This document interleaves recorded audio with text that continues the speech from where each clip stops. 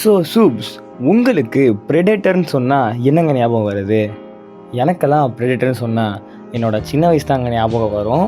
ஏன்னா என்னோடய சின்ன வயசில் ஒரு பயங்கரமான பயம் கலந்த ஒரு அட்வென்ச்சரிஸ்டிக்கான ஒரு விஷுவல் ட்ரீட்டை கொடுத்த ஒரு படம் தான் வந்து ப்ரெடேட்டர். இன்றைக்கி நம்ம அந்த எக்ஸ்பீரியன்ஸை பற்றி தான் பேச போகிறோம். ஸோ ஓவராக பேசாமல் வீடியோக்குள்ளே போகலாம். வாங்க வீடியோவை ஸ்டார்ட் பண்ணலாம். பணம் இல்லை என்ன நல்லா இருக்கியா?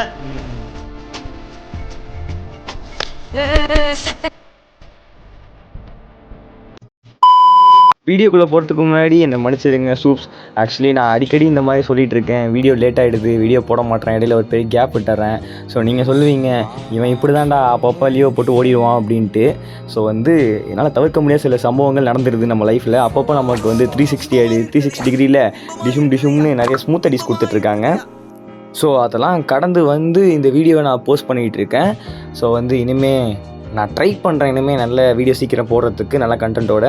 ஸோ வாங்க இந்த வீடியோவை நம்ம ஸ்டார்ட் பண்ணலாம். ஸோ சூப்ஸ், என்னோடய சின்ன வயசில் இங்கிலீஷ் படம் பார்க்குறதுங்கிறலாம் வந்து ஒரு பெரிய விஷயந்தான். பட் ஆனால் இப்போ மாதிரி கிடையாது. இப்போ தான் நமக்கு ஓடிடி பிளாட்ஃபார்ம்ஸ் பல இருக்குது, ப்ளஸ் டெலகிராம் இருக்குது. நீங்கள் என்ன படம் நினைக்கிறீங்களோ அதை ஏற்றி பார்த்துருவீங்க. ஆனால் எங்களுக்கு அப்படிலாம் கிடையாது.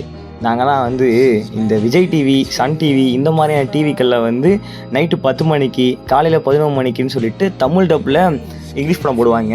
அதுவும் அது இங்கிலீஷ் படம்னே தெரியாமல் ஒரு படம் ஓடிட்டுருக்கோம். அந்த மாதிரி படங்களை பார்த்து வளர்ந்த பசங்க நாங்கள்.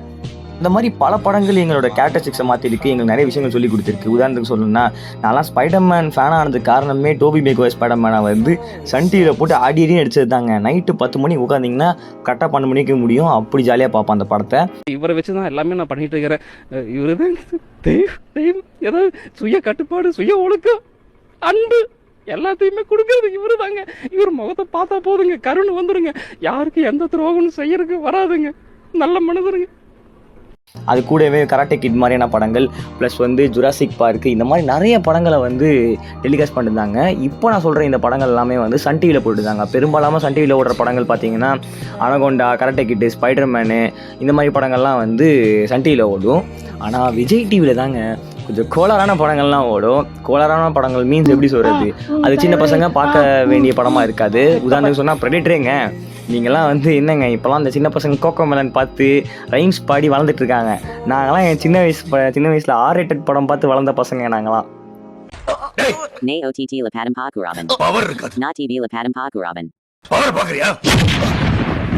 நாங்களாம் அப்போவே வந்து அதான் இந்த ரத்தம் தெரிக்கிற சீனு, ஸ்லாஷர்ஸு அதெல்லாம் பார்த்து அப்போயே வளர்ந்துருந்தோம்.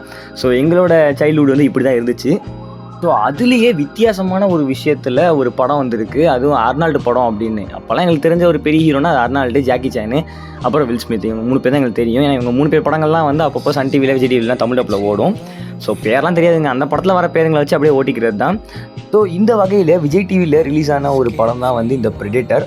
அப்போல்லாம் இந்த படம் என்னன்னே தெரியாதுங்க. ஒரு நாள் திடீர்னு ஒரு காலைல ஒரு 11 மணி போல் ஓடிட்டு இருந்துச்சு. நானும் சரி ஏதோ ஓடுதேன்னு பார்த்தேன். திடீர்னு பார்த்தா மிலிட்ரிலாம் வந்தாங்க. சரி ஆர்மி படம் போல் அப்படின்னு நினச்சேன்.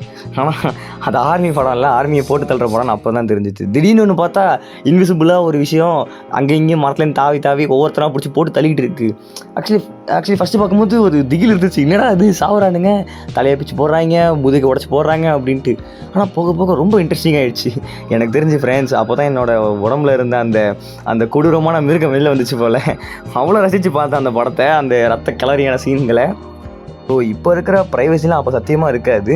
ஸோ அப்போலாம் வந்து டிவி தான் எல்லாத்துக்கும். ஸோ வெளியில் ஒரு ஹாலில் ஒரு டிவியில் இந்த மாதிரி ஒரு படம் ஓடி இருந்துச்சுன்னா கண்டிப்பாக தொடப்பக்கட்டையாவில் இல்லை செருப்பாலேயே நம்ம அம்மாட்ட தடி வாங்கியிருப்போம். என்னடா அது ஓடுது மாத்துறா அப்படின்னு சொல்லிட்டு.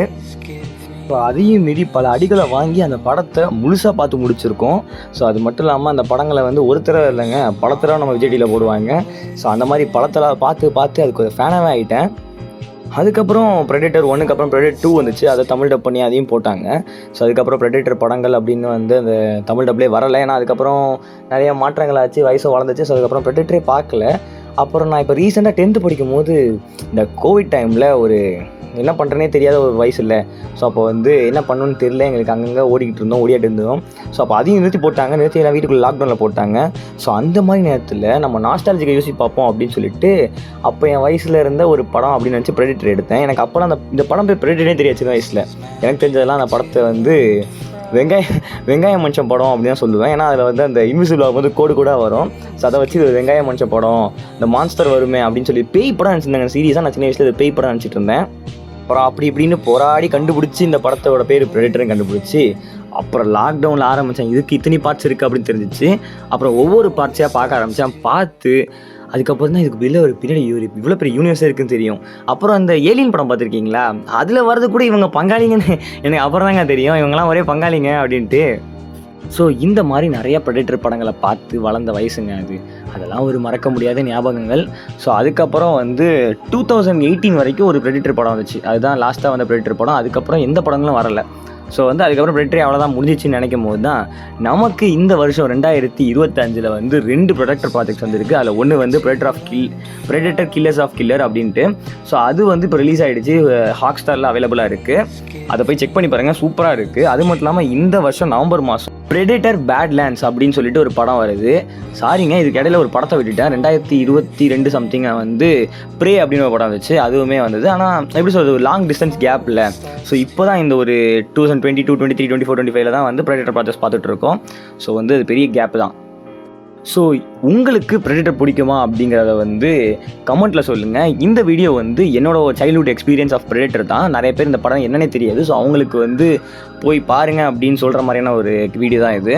ஸோ பிடிச்சிருந்தா லைக் பண்ணுங்கள், மறக்காமல் சப்ஸ்கிரைப் பண்ணிட்டு நம்ம சேனலுக்கு வந்து அந்த பெல் பேக் ஐக்கானை கிளிக் பண்ணிவிடுங்க. ஓகே கைஸ், உங்களை இன்னொரு தரமான வீடியோ சந்திக்கிற அது வரைக்கும் stay tuned on Spidey commentary. மறக்காமல் நம்ம இன்ஸ்டாகிராம் பேஜை ஃபாலோ பண்ணிவிடுங்க. கூடவே சேர்ந்து வாட்ஸ்அப் சேனலையும் சப்ஸ்கிரைப் பண்ணி வச்சுக்கோங்க. ஓகே, பாய்.